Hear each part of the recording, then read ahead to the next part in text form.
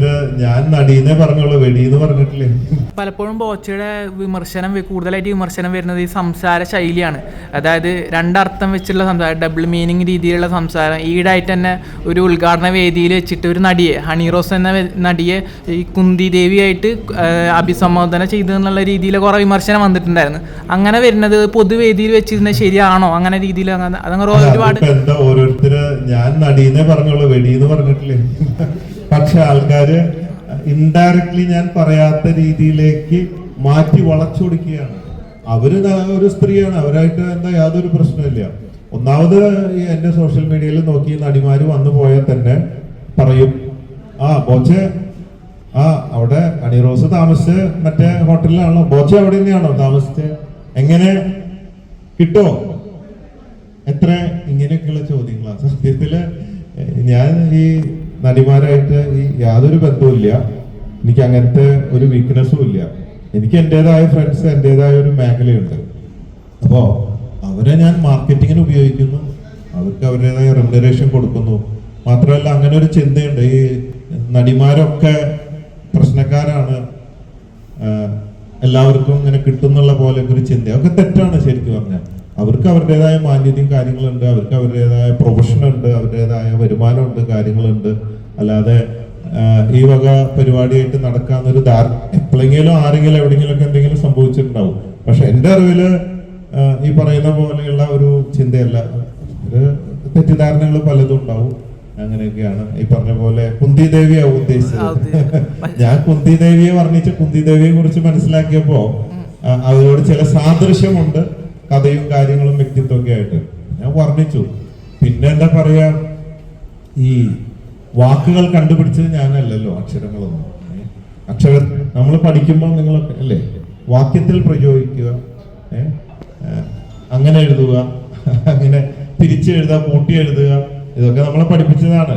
അപ്പൊ ഇതില് മോശമായ തമാശ പോലെ എടുക്കണമെങ്കിൽ അങ്ങനെ എടുക്കാം. കുന്തി ദേവി എന്ന് പറഞ്ഞ ഒരു ഉണ്ടല്ലോ, അങ്ങനെ ഉണ്ടല്ലോ, ശരിക്കും അങ്ങനെ എടുക്കാം, ഇങ്ങനെ എടുക്കാം. അപ്പൊ ഓപ്ഷൻ ഉണ്ട്. ഞാൻ എൻ്റെ സ്റ്റാർ ജെമിനിയാണ്. ജെമിനി എന്ന് പറയുമ്പോൾ ഡ്യുവൽ ക്യാരക്ടറാണ്. ഇന്നത്തെ മൂഡല്ല നാളത്തെ മൂഡ്, ഡിഫറെന്റ് റോളിൽ പോയിക്കൊണ്ടിരിക്കുന്നതാണ്. അപ്പോ രണ്ട് ഓപ്ഷൻ ഉണ്ട് എന്നിൽ. ഇങ്ങനെ എടുക്കാം, അങ്ങനെ എടുക്കാം, എങ്ങനെ വേണമെങ്കിൽ എടുക്കാം.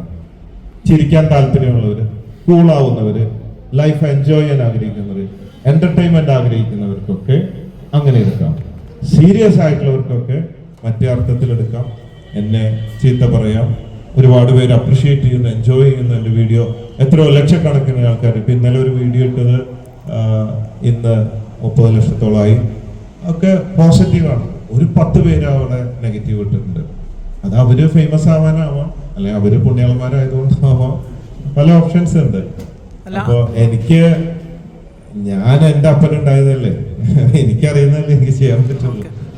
അല്ല, അന്ന് ആ സ്റ്റേജിൽ നിന്ന് അങ്ങനെ പറയുമ്പോൾ ഇതിന് വേറൊരു അർത്ഥം കൂടിയും വരാൻ ചാൻസ് ഉണ്ട്, സോഷ്യൽ മീഡിയയിൽ വേറെ അർത്ഥത്തിൽ പ്രചരിക്കാൻ ചാൻസ് ഉണ്ട് എന്ന് അന്ന് ചിന്തിച്ചിട്ടുണ്ടായിരുന്നു? ചിന്തിച്ചിട്ടുണ്ട്. ഞാൻ ഒരു കാര്യം പറയുമ്പോ രണ്ട് ഓപ്ഷൻ ഉണ്ട്. കുറെ പേര് ഇങ്ങനെ എടുക്കും, കുറെ പേര് അങ്ങനെ എടുക്കും എന്നുള്ളത് നമുക്കറിയാം. എന്നോർത്തിട്ട് ഇപ്പൊ നമ്മളെ സിനിമ വരുമ്പോ കണ്ടിട്ടില്ലേ, തമാശ പടങ്ങളുണ്ട്. ഏതെന്നുള്ളൊരു സിനിമയില് ഭയങ്കര തെറി പറയുന്നു, ചുരുളി. അപ്പോ തമാശ പടമുണ്ട്, സീരിയസ് പടമുണ്ട്. അത് ഓരോരുത്തരുടെ ചോയ്സാ. ഏത് തിയേറ്ററിൽ ഏത് സിനിമ കാണണം എന്നുള്ള ഒരു ചോയ്സാ. ഇവിടെ വലിയ ചോയ്സാണ്. ടിക്കറ്റ് എടുക്കാണ്ട് ഇടയ്ക്കിടയ്ക്ക് ഷോർട്ട് ഫിലിം കാണാം, ചിരിക്കാം, സന്തോഷിക്കാം. അങ്ങനെയുള്ളവർക്ക് വെൽക്കം. അതാണ്. അല്ല, ഈ സോഷ്യൽ മീഡിയ അറ്റൻഷന് വേണ്ടിയിട്ടാണോ അല്ലെങ്കിൽ മാർക്കറ്റിംഗിന്റെ ഭാഗമായിട്ടാണോ ഈ സംസാര ശൈലി കൊണ്ടുവന്നതെന്നുള്ള പല രീതിയിലെ സംസാരം വരുന്നുണ്ട്. അതിനോട് എന്താ പറയാനുള്ളത്? മാർക്കറ്റിങ്ങിന് വേണ്ടി മാത്രമായിട്ടല്ല, മാർക്കറ്റിംഗ് കൂടെ അതിൽ സംഭവിക്കുന്നു എന്നുള്ളത് ഒരു ഗുണകരമായ കാര്യമാണ്. എനിക്ക് ഇപ്പൊ ഇതിൽ വരുന്നതിന് മുമ്പും ബോബി ചെമ്മണ്ണൂർ ജ്വല്ലേഴ്സും ഈ ഗ്രൂപ്പ് 162 വർഷത്തെ പാരമ്പര്യമുള്ള ഗ്രൂപ്പാണ്. ഞാൻ 4ാം തലമുറക്കാരനാണ്. കേരളത്തിൽ എല്ലാവർക്കും ഈ ബ്രാൻഡ് അറിയാം. മാത്രമല്ല 30 വർഷം മുമ്പ് കേരളത്തിൽ ആദ്യമായിട്ട് സൽമാൻ ഖാൻ ഹെലികോപ്റ്റർ തുടങ്ങി. മമ്മൂക്ക, ലാലേട്ടൻ, എല്ലാ നടന്മാരൊക്കെ ഫസ്റ്റ് ഉദ്ഘാടനം ചെയ്ത എൻ്റെ കടയാണ്. അപ്പൊ അന്നേ തൊട്ടിട്ട് എന്നെ അറിയാം.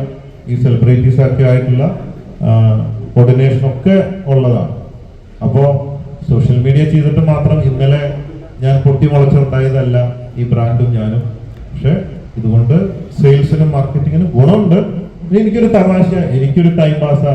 ഞാൻ തന്നെ നോക്കി ഞാൻ തന്നെ ചിരിക്കും, അതുപോലെ മറ്റുള്ളവരും ചിരിക്കും. എന്നെ കൊണ്ട് എന്തെങ്കിലും ഒരു ഉപകാരം മറ്റുള്ളവർക്ക് ഉണ്ടാവുന്നതുകൊണ്ട് എന്താ കുഴപ്പം അല്ലേ? ഞാൻ ചിരിക്കുന്നു, മറ്റുള്ളവർ ചിരിക്കട്ടെ. നമുക്ക് ചിരിച്ചു മരിക്കാം. എല്ലാ ദിവസവും കരഞ്ഞ് പേടിച്ച് മരിക്കേണ്ട കാര്യമില്ലല്ലോ. That's all life. Take it easy. താങ്കൾ ചെയ്യുന്ന പല കാര്യങ്ങളും സോഷ്യൽ മീഡിയ എടുക്കുന്നത് തെറ്റായിട്ടാണ്. പലപ്പോഴും താങ്കൾ വിമർശിക്കാറുണ്ട് ഇങ്ങനെയൊക്കെ കാശിന്റെ കൂടുതൽ കൊണ്ടാണ്, കാശിന്റെ പൊങ്ക്.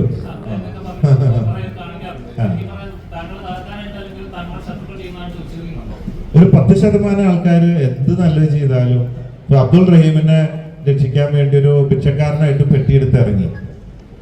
അപ്പൊ അതിനും കുറച്ച് പേര് അയാള് രക്ഷപ്പെട്ടു, അയാളെ രക്ഷപ്പെടണം, അതിന് മലയാളികളൊക്കെ സഹകരിച്ചു. ഞാൻ ആദ്യം ഇറങ്ങി.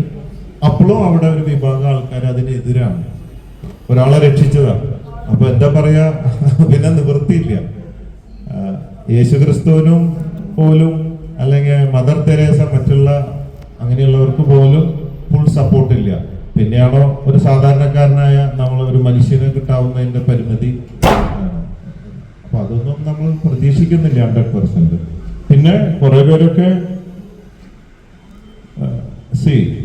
ചിലപ്പോൾ തോന്നും എന്നേലും വലിയ മാർക്കറ്റിംഗ് ഗുരുക്കളാണെന്ന്.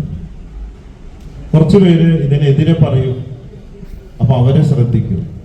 അപ്പൊ അവരെ ശ്രദ്ധിക്കപ്പെടാൻ വേണ്ടി പിടിച്ചാലും വലുതാണ് മാളത്തിൽ എന്ന് പറഞ്ഞ പോലെ ചിലപ്പോ അത് ചിലപ്പോ ഒരു അതിബുദ്ധിയായിരിക്കും അവർ ചെയ്യുന്നുണ്ടാവുക. നല്ല റീച്ചിലേക്ക് കയറി 2 തെറി പറയാം അല്ലെങ്കിൽ 2 ഡയലോഗ് അടിക്കുക, അത് പറയുമ്പോൾ അവരെ ശ്രദ്ധിക്കും എന്നതാണ്.